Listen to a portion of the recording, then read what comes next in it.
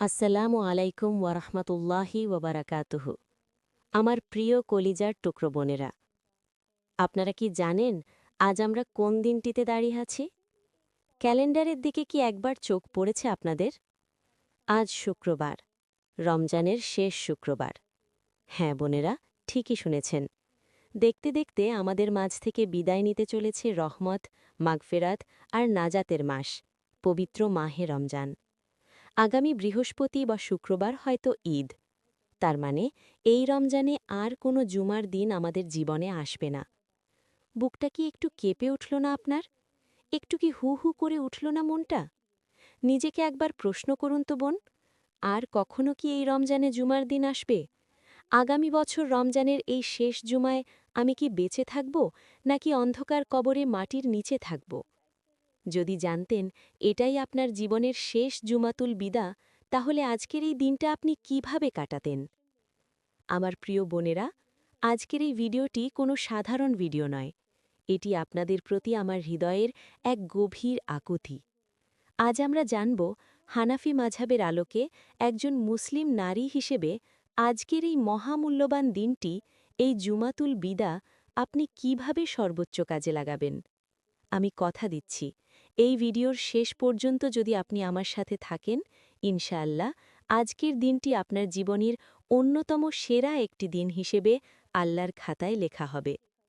বোনেরা, জুমার দিন এমনিতেই সপ্তাহের সেরা দিন, গরিবের হজের দিন, সাপ্তাহিক ঈদের দিন।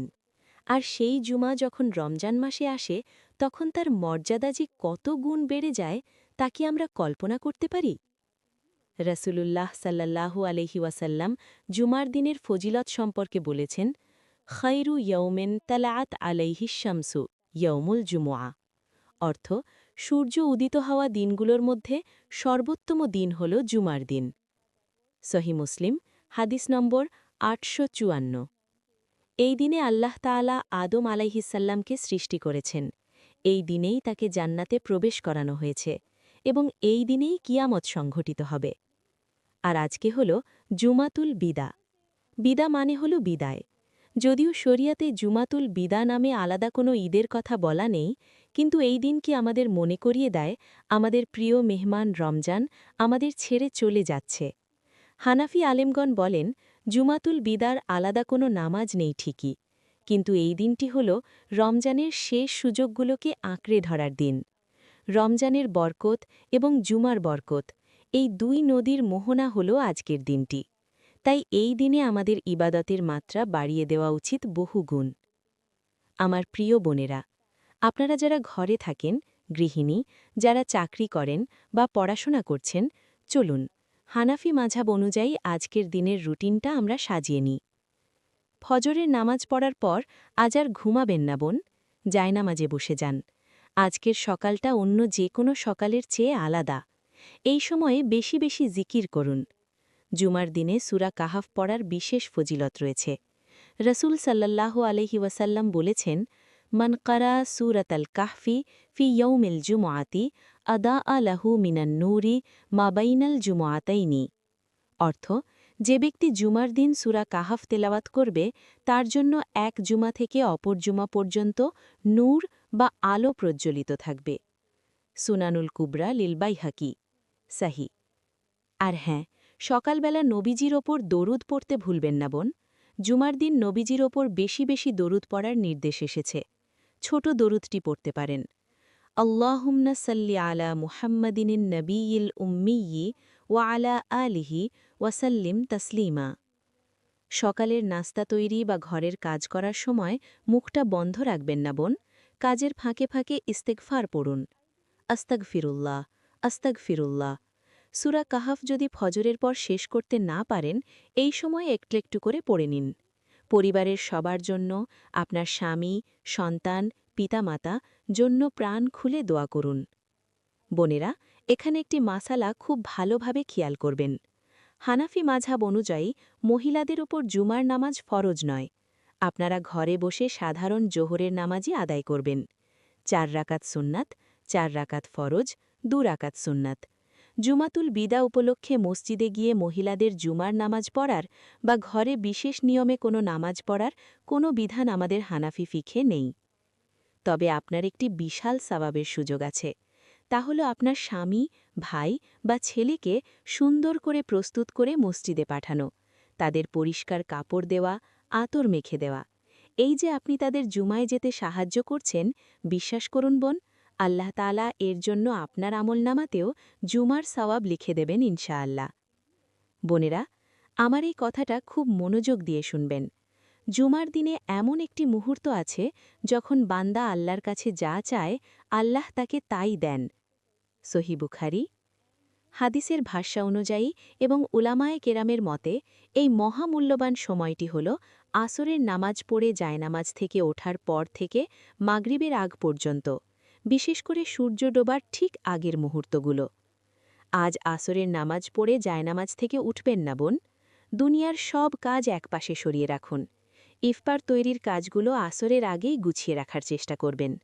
সূর্য ডোবার সেই ২০-৩০ মিনিট আল্লাহর সামনে ভিখারির মতো হাত পেতে দিন। চোখের পানি ফেলে কাঁদুন। দুনিয়া ও আখেরাতের জন্য এই দোয়াগুলো করতে পারেন। রব্বানা আতিনা ফিদ দুনিয়া হাসানাতাও ওয়াফিল আখিরাতি হাসানাতাও ওয়াকিনা আযাবান্নার। অর্থ, হে আমাদের রব, আমাদেরকে দুনিয়াতে কল্যাণ দিন এবং আখেরাতেও কল্যাণ দিন, এবং আমাদেরকে আগুনের শাস্তি থেকে রক্ষা করুন। সূরা বাকারা ২০১।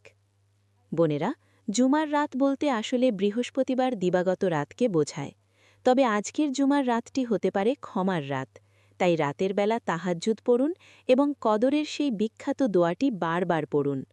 আল্লাহুম্মা ইন্নাকা আফুমুন তুহিব্বুল আফওয়া ফাআফু আন্নি।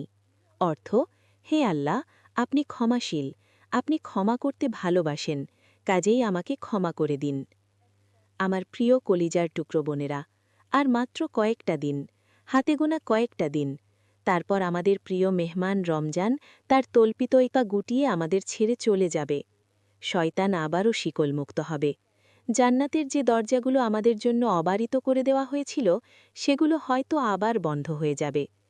নিজেকে একবার জিজ্ঞেস করুন তো বোন, আমরা কি এই রমজানে আসলেই তা করতে পেরেছি যা আমাদের করার কথা ছিল? নাকি রান্নাঘরের ধোঁয়ায়, ইফতারের আয়োজনে আর ঈদের শপিংয়ের চিন্তায় আমরা হারিয়ে ফেলেছি আমাদের রবের সন্তুষ্টি অর্জনের সুযোগ? বুকটা কি ফেটে যাচ্ছে না আপনার? মনে হচ্ছে না, হায়, আমি তো কিছুই করতে পারলাম না, আমার তো গুনাহ মাফ হলো না? বোন আমার, নিরাশ হবেন না, এখনও সময় আছে। একটা ম্যাচের শেষ কয়েক মিনিট যেমন সবচেয়ে গুরুত্বপূর্ণ, রমজানের এই শেষ কয়েকটি দিনও ঠিক তেমনই। এখন থেকে আর এক মুহূর্তও নষ্ট করবেন না বোন। রমজান চলে গেলে এই রহমতের পরিবেশ আপনি আর কোথাও পাবেন না। এই যে রাতে তাহাজ্জুদে ওঠার অভ্যাস করেছেন, এই যে কুরআন তিলাওয়াতের অভ্যাস করেছেন, রমজান চলে গেলেও এটা ছেড়ে দেবেন না বোন। এটাই হবে আপনার রমজান কবুল হওয়ার সবচেয়ে বড় লক্ষণ। আমি জানি এই পর্যায়ে আপনাদের মনে কিছু সাধারণ প্রশ্ন জাগতে পারে। আমি সংক্ষেপে হানাফি মাঝহাব অনুযায়ী উত্তরগুলো দিয়ে দিচ্ছি। আপনাদের প্রশ্ন হতে পারে, মহিলারা কি মসজিদে গিয়ে জুমার নামাজ পড়তে পারবেন?